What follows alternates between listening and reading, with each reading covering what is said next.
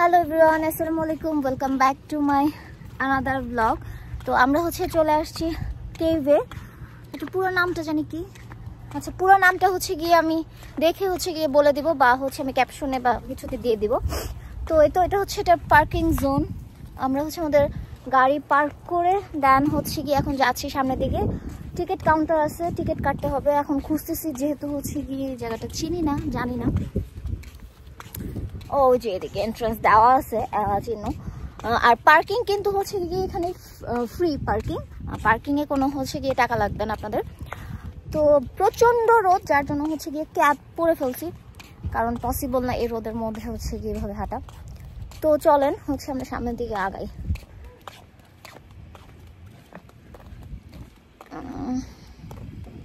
তো ওই তো সামনে ওইটা গিয়ে টিকিট কাউন্টার মেবি, হ্যাঁ সামনের দিকে। তো আমরা ওদিকে যাব, আর একটু রেস্ট রুমেও যাইতে হবে, যেহেতু অনেকটুকু জার্নি করে আসছি। আর এই যে ওর অবস্থা, হাফ প্যান্ট পরে আসছে, পুরো লাল হয়ে যাবে। বলছিলাম ক্যাপ, ও তোমার ক্যাপ তো আমার কাছে ছিল ইয়ের ভিতরে, লাগেজের ভিতরে ক্যাপ। এদিকেও তো পার্কিং ছিল, আমরা ওই কষ্ট করে এত দূরে পার্কিং করলাম।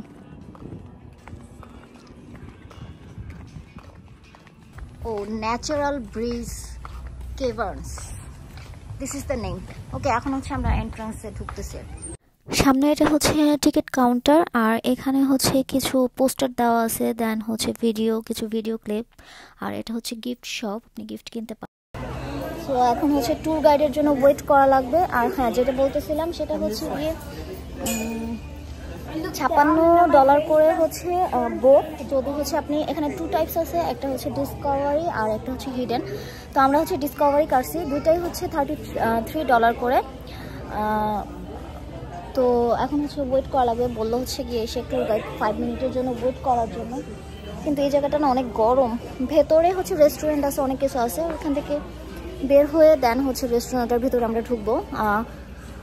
আর আরো ইনফরমেশন আছে, সেটা আস্তে আস্তে দিব ইনশাল্লাহ আপনাদের সাথে। সো চলেন ওয়েট করি।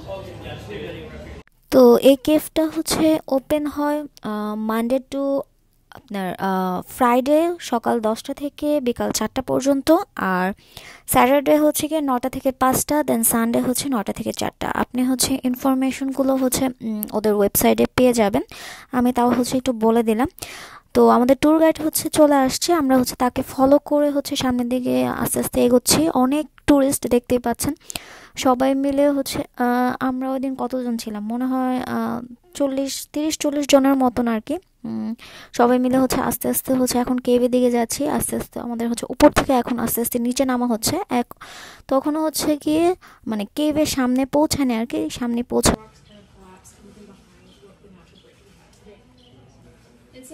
তো এই তো সবাই মিলে কেভের ভিতর আস্তে আস্তে স্টেপ বাই স্টেপ ঢুকতেছে আর কি। আস্তে আস্তে আমাদের ট্যুর গাইড বলেই দিছে যে কি কি করা লাগবে, কোনো কিছু টাচ করা যাবে না। আর ওয়াটার বটল মাস্ট সাথে সবাই নিয়ে নেবেন, কারণ ভিতরে গরম অনেক। ভিতরে টেম্পারেচার আপনার 70 ডিগ্রি ফারেনহাইট। আর পুরা এই ট্যুরটার ডিরেকশন টাইমিং আপনার 1 আওয়ার। আর ট্যুর গাইড আপনাকে সব ডিটেলস সম্বন্ধে একটা একটা করে আস্তে আস্তে বলে দেবে।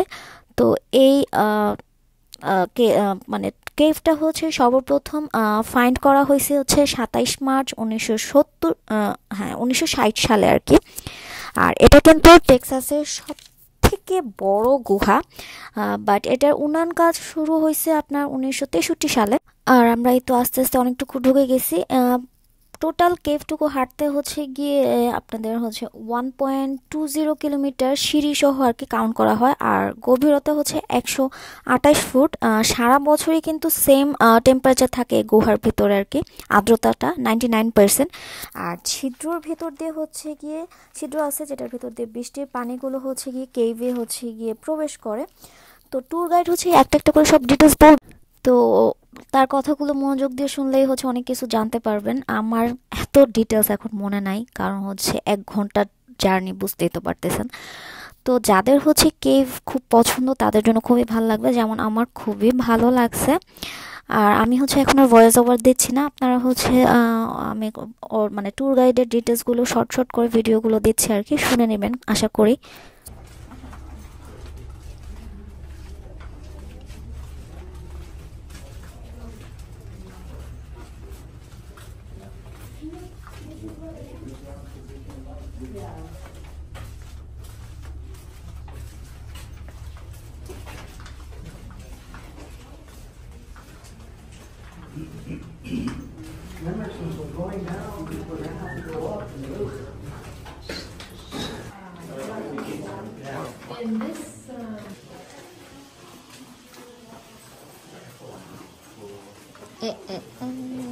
Rakib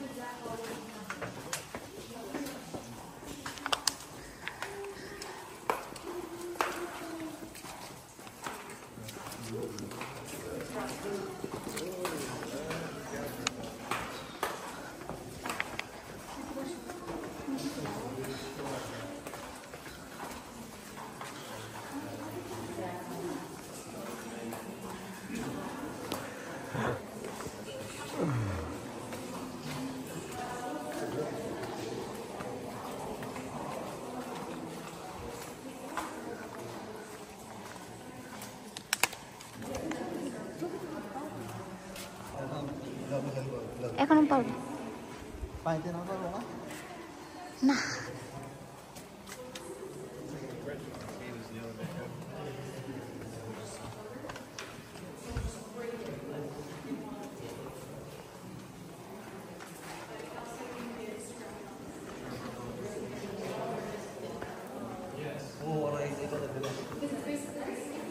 My goodness.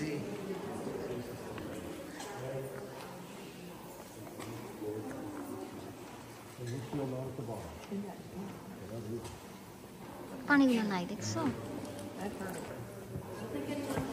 আরো বেশি, এক একটা ইয়ে তৈরি তো 100 বছর লাগে রাখা।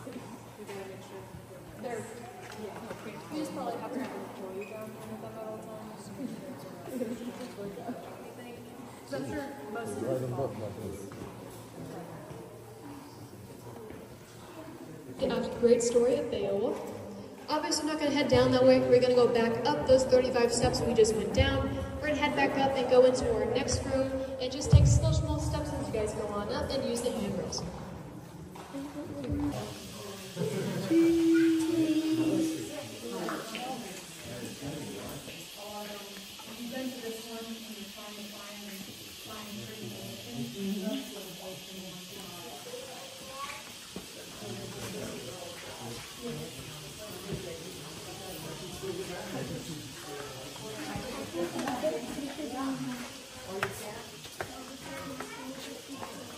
Ow!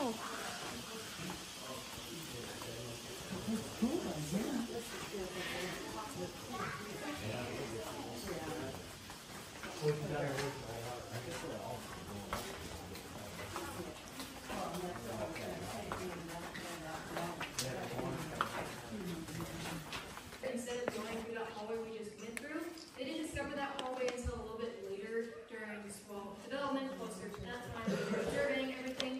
But they didn't just it formed differently than the other rooms. There was joints and cracks in the ceiling, just like this one right here, causing it to be a weak ceiling. But when the water was here, it caused a buoyant support, holding it up. Once all the water resided into the glamorous aquifer.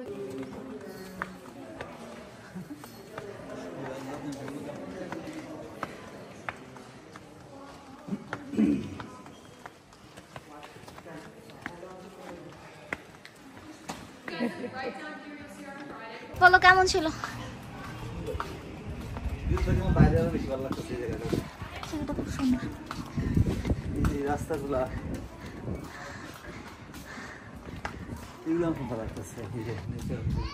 গুহার ভেতরে ঢোকার পরপরই হচ্ছে আমাদের picture নেওয়া হয়েছে, পার picture হচ্ছে কি $27 করে, আপনি চাইলে হচ্ছে নিতে পারবেন, আমরা হচ্ছে নিয়ে নেই। তো আমরা হচ্ছে গুহা থেকে বের হয়ে যাচ্ছি, নেক্সট হচ্ছে সাফারি পার্কে যাব, সেটার ব্লগ হচ্ছে নেক্সট ভিডিওতে দেখতে পারবেন। আর সেই সাথে এই ব্লগটা শেষ করতেছি এখানে, আল্লাহ হাফেজ।